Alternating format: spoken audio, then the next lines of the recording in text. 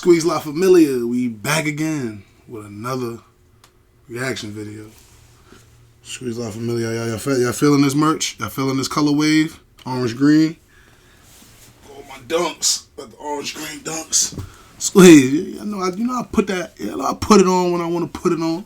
But before I start this video, today my son's birthday, my firstborn, my heart is for a birthday. Happy birthday to Ocean. Need y'all to like this video. It's a request. Follow me on that gram, $Sauce. I follow back. Squeeze La Familia, the merch page / YouTube page. I'm about to have somebody doing the rails for the everything.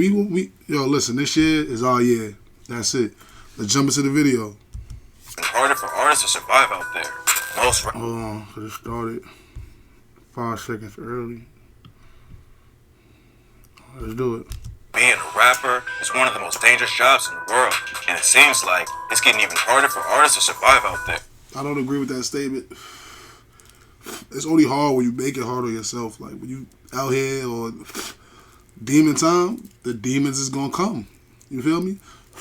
J. Cole ain't got to worry about dying. J. Cole jogging through New York City, probably right now. Homie be jogging through the city, bro. Like, you feel me? When you bring that negative energy to you, it's going to come right back. When you bring it out, you push it out, it's coming back. Niggas, oh, he like that? Let me get that chain, nigga. You a gangster? Let me get it.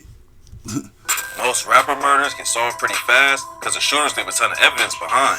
But today, we're breaking down the biggest artists in the game who were tragically killed and never had their murder solved. Let's get right into it. Draco the Ruler is one of the best West Coast rappers of the generation. His career never blew up like it should have because he was always dealing with legal issues. And when he was finally on his way to the top, he was tragically murdered backstage at a concert. Nobody's been charged with his death, but there's rumors YG's crew was involved. According to reports, their crews ran into each other backstage, and that's when the fight broke out, and Draco ended up getting stabbed in the neck. They said Draco was fighting about 30 niggas. 30! Draco was really real life like that. Rest in peace to Draco. I fucked with him for a minute. TMZ reported that the cops were having to use mostly cell phone footage to figure out what happened, but the investigation hit a major roadblock because nobody wants to come forward and work with them. Another rumor about his murder is that it's connected to the death of a rapper named Slim 400, who was shot to death just a couple of weeks earlier. Damn, I never knew nothing about that. You see how these should be just giving information like this? I'm from the East Coast though, that's why I probably don't know. I was definitely a Draco fan. A fan of his music. It's crazy. And I like the Slim 400, so like it's mad politics, bro. Draco's family can get some closure over what happened, but it's gonna be tough to find answers if nobody cooperates. Jaden Youngin is one of the hottest new rappers in the South, but back in July, he was gunned down at his crib in a brutal attack. According to his dad, Kenyatta Scott, Jay and him were sitting outside when a truck pulled up and 3 shooters hopped out. They tried to run inside the house, but that's when 2 more shooters came around the side of the house and started letting them. Nah, yeah, them niggas who came and got Jaden Youngin was not fucking around. No, them niggas came. They came. And when they came, they came. Pause. Shots too. Scott started. Pause! Nigga said, when they came, they came. Pause. But nah, look, he thought he saw them coming. He thought he like, oh, nigga try to spin around the corner. Niggas come from around the corner blinking. It's over. What you gonna do? Back, he got hit twice in the arm. Jay was shot at least 8 times. It was a crazy shooting that happened in broad daylight, but the cops still don't have no suspects in the case. After it went down, Jay's homie, FG Famous, was allegedly arrested for shooting at someone in retaliation, but it's not clear who he was trying to take out. There were 2 other shootings in the city on the day Jay was killed, and the cops think they're connected. So tap in for updates while this tragic story develops. Indian Red Boy was a rapper from LA who was brutally murdered on IG Live last year. He was chilling in his car and chopping it up with a dude named Capone when a shooter walked up. This shit was crazy. I'm not gonna lie to y'all. I seen this shit. This shit was crazy. I didn't even know he was a rapper. Letting off shots. After he died, rumors started flying that Red Boy was killed because he allegedly disrespected Nipsey Hussle. But according to a dude on IG, that's not what really went down. He says Red Boy and his friend got into a fight in front of their homies over a girl. And Red... Oh, so it was over a bitch. I thought it was over Nipsey too. I was about to say, see? Charleston better stop playing with the cuz.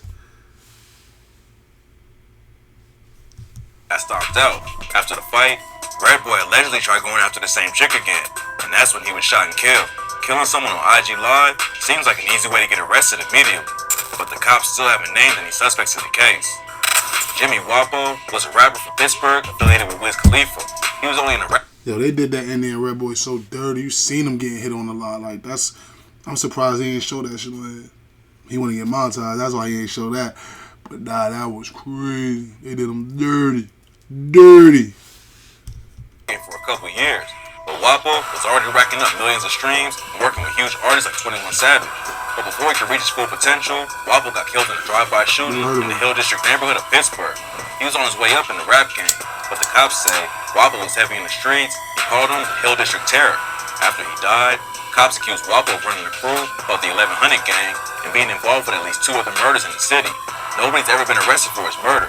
That's crazy. Like, I don't like when they do that. Like, why would y'all even, like, try to throw that on him after he died? Like, oh, he got connections to other murders. And, bro, let the man rest in peace, bro. You got to shit on his name before he go. It's alleged. He didn't get convicted of it, so y'all can't say he did that. I hate when people say, you know, he did. Allegedly. Yeah, he never got arrested. Niggas just be making shit up on people. Even if he did do it, he ain't do it. Squeeze. But if he was as savage as the cops say he was, there would have been a lot of people in the city who wanted Wapo dead. Snooty Wild was a Memphis rapper who came up in the early 2010s with his track Yayo and signed with Yo Gotti's CMG label. His career simmered down for a few years, but fans were shocked. He was found in a ditch with a gunshot wound in his neck. It's not clear exactly what happened, but back in February, Snooty was found by Houston cops in a ditch by the side of the road. According to a woman who was at the scene, she was trying to get her car out of a ditch when Snooty walked up and pointed a gun at her. At some point, he started arguing with some other people standing around, and that's when a shot went off, and Snooty got hit in the neck. The whole situation's pretty strange. Nobody knows why Snooty would have pointed a gun at a random woman, or why somebody ended up killing him after.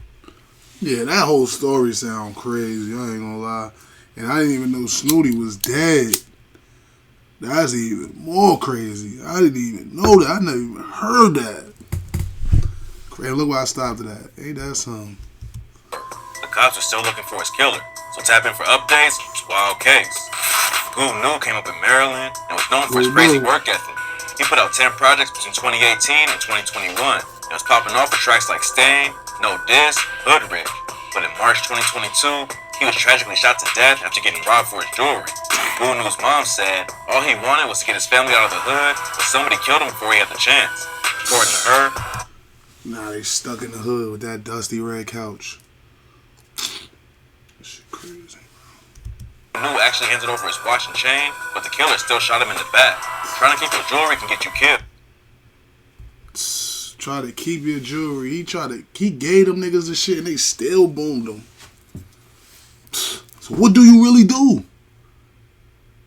Like, what do you do if a nigga try to take your shit? Because the nigga might still kill you. But even doing the smart thing in the situation and handing it over don't guarantee you'll be okay. Hopefully, Goo New's family. You know what it was? They said, nope. Goo New he gonna come back. Nah, this nigga got money, y'all. He a rapper. He gonna have a bag. That's what they was thinking. I'm thinking on some hood logic shit. Like on some, I'm thinking from the streets wise. Like a nigga like, we robbing this nigga for his shit. They got away clear because we doing this reaction. They ain't get caught. They thinking, all right, this nigga, he coming up in the game. We rob him right now. And he gave it up. But if he didn't give it up, they was gonna kill him. They said, nah, he gave it up. Nah, he gonna come back and get us. They ended him. Rest in peace. Justice for his death, but the police still haven't named any suspects in his murder. Tupac is one of the greatest rappers of all time. Go. But his death was so mysterious that it gets talked about by fans almost as much as the legendary music he left behind. In September 1996, Tupac and Suge Knight left their hotel to go to Suge's Club, 662. While they was driving down the strip, the Cadillac pulled up to their car and started letting off shots. Pac got hit 4 times and was rushed to the hospital, but he tragically died a few days later. It's crazy. Pac took all them fucking shots, bro. Pac took all them shits. How Suge bitch ass ain't get hit? Nigga 300. They used to call me the Rip Suge. The Rip Suge. No kizzy. There's all kinds of rumors about who was behind the hit. Some people think Diddy took him out to put the East Coast up in the war against the West. Others say Suge had him killed because Pac wanted to leave Death Row Records. And one of the most popular theories is that that Pac didn't actually die that night, and he's off living in peace somewhere far away from the rap game and all the drama. There's not enough evidence to prove any of the rumors 100% though, and fans will never stop debating about what really went down that night in Vegas. Like Pac, KTS Dre and his brother KTS Vaughn, two of the most feared rappers in Chicago. Their crew Kill to Survive had wild beef with sets like NLMB, and last year, street activities caught up to Dre. Dre got arrested for violating his parole, and his fiance posted a $5K bail. Even though he made bail, they ain't let him out till the next day, and Dre's grandma and fiance met him at the jail to take him home after Dre was released. Wow, I remember when this happened, and you know what? I was wondering, like, how niggas get the drop? He was coming home though. You feel me? He made bail. How they get the drop and know he was coming home the next day? I didn't know, bro. That shit is crazy, bro. That nigga got smoked leaving the jail on a bailout. Niggas in the jail couldn't even... I mean, he probably was in the jail telling niggas like, yo, I just made bail. Okay, so look, he probably was in there. I'm trying to like... I'm definitely not trying to solve it. I'm just trying to figure out how the fuck the niggas know, get the drop he was coming home that day if he made bail. So either his baby mom was on the internet like, just made bail. You know, bro, the world is so Instagrammed out right now. A bitch will go bail you out and post a picture of it like post a picture like they just bailed you out. And niggas been to jail, so niggas like, oh, he bailed out today? He ain't coming home till tomorrow. We on it. Niggas probably was waiting at the jail since she posted it. Or he could have been in there telling niggas, yeah, I just made bail. Somebody dropped on him. Yo, listen, son just made bail. Son making bail tomorrow, and then niggas just, yo, you heard, yeah, son coming home, yeah, KTS coming home tomorrow, Draco. Come on, bro, how niggas catch him leaving the jail? Who waiting by the jail with guns, bro, to come kill you? Only a nigga with the drop. So either his BM slipped up, or she either got him, fiance, whoever, either lined him, or they posted some dumb shit, bro. The three of them started walking back to their car. That's when two cars pulled up and started letting off shots. Dre's grandma was hitting her knees, and Dre caught an insane amount of 64 shots and died at the scene. It was a crazy attack, even for Chicago. Killing someone right outside of a jail is wild, but the cops still haven't arrested anyone for his death. That's legendary. That's legendary stepping shit right there. Them niggas ain't have no fear. To kill a nigga outside of jail, you have no fear. And them niggas ain't get caught. That's crazy. They wanted that nigga. He must have really been the most feared nigga. Because they caught him as soon as he got out. They said, nah, we ain't letting him get next to no gun. Niggas hit him 64 times. 64. Nintendo 64. Rumors say the NLMB was involved, but as of today, nobody knows for sure. Lil Marlo was Lil Baby's best friend and actually got him into the rap game. Both of them were hustling in the streets full time, but one day, Marlo hopped in the booth and he convinced Baby to do the same. Baby took it far in the rap game, but Marlo saw the foot in the streets. He had some buzz in the industry and was signed to Quality Control, but hadn't blown up like his homie Lil Baby yet. 2 years ago, cops found Marlo dead in his car on I-285 in Atlanta. He had been shot multiple times and crashed the whip, but they've never had enough evidence to arrest anyone for his death. After he died, rumors were flying that the hit was meant for Baby and there was a bag on his head. But Baby hopped online and said all of that was cap. It's not clear who took him out, but Marlo was definitely the target. Unfortunately, he didn't leave the streets behind like Baby, and that decision may have led to his tragic death. E-Day was involved with the Chicago drill scene back when Chief Keef was first blowing up and putting the wave on the map. But besides rapping, he also repped 600 and had both feet in the trenches. E-Day was also known for dissing dead ops in his songs, and all the street activity and disrespect brought up to him last year. In August 2021, E-Day was chilling with a girl, and two shooters pulled up and started letting off shots. E-Day pushed her out of the way, but he couldn't get to cover and ended up getting shot 22 times. There's tons of rumors about who was behind the hit, but right now, the case is still open. E-Day and his homies have a lot of beef in the city though, and there's no telling how many people wanted to take him out. Young Mozzie was a rapper from Atlanta who survived getting shot at a Waffle House and tweeted, "God made me bulletproof." But just a few months later, he was caught again and was shot and killed outside of a pizza shop. It's been 5 years, and the cops never made any arrests. But Mozzie's girlfriend, Kat Stacks, said he got backdoored by his own people. According to her, Mozzie's homies called her an hour after he died and told her they were the ones who killed him. There's no evidence to prove her story though, and it don't make any sense to call up the girlfriend of a dude you just murdered and tell her what went down. And nobody ain't killed her yet. Talking like that. She's tripping. At this point, it don't seem like Mozzie's family and fans will ever have a concrete answer about what happened to her, but that can always change. LA is one of the most dangerous cities to be a rapper in, and in 2020, an artist named Mac P Dog was shot to death in Koreatown. Mac and a woman were chilling in the neighborhood around 8 p.m. when the shooter walked up and started letting off shots. They both got hit, but unfortunately, Mac's wounds were too severe and he later passed away. The shooter hopped in the vehicle and smashed off, and the cops never found a suspect in the case. Mac was associated with Shoreline Mafia and had tracks with Phoenix Flexin and OGZ. He was grinding hard in the rap game trying to blow up. He was taken out before he had the chance to really make it. Nobody knows why Mac was killed, but now nobody even knows him. This is somebody you like, cause I never heard of this dude, bro, ever. The LA artist who was taken too soon. Bambino Gold and his cousin Kendrick Stokes were seen at a county fair in Alabama together. Gold was a rapper, and Stokes was a promoter in the industry, and they both disappeared at the same time. After they were spotted at the fair, both of them just vanished. Their friends, family, and the cops all started searching immediately. They couldn't find any traces of evidence. And 2 weeks later, somebody walking on the road saw a body that turned out to be Bambino Gold. Cops knew his cousin was probably close, and they ended up finding his body a few miles away. Cops think they were killed somewhere else, and the bodies were dumped in the woods, but they never found any good leads in the case. It's been 5 years since Gold and Stokes were murdered, and the trail's gone completely cold. Maybe one day, there will be a break in the case, but as of today, mystery is far from over. Loris Scooter was an up-and-coming rapper from Baltimore who was killed back in 2016. He was leaving a charity basketball game promoting peace in the city. Somebody pulled up next to him and started shooting. It turns out that Scooter's homie Fred Catchings might have been the reason Scooter was killed.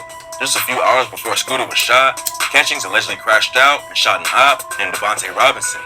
According to the cops, Robinson survived and his homies went on looking for payback.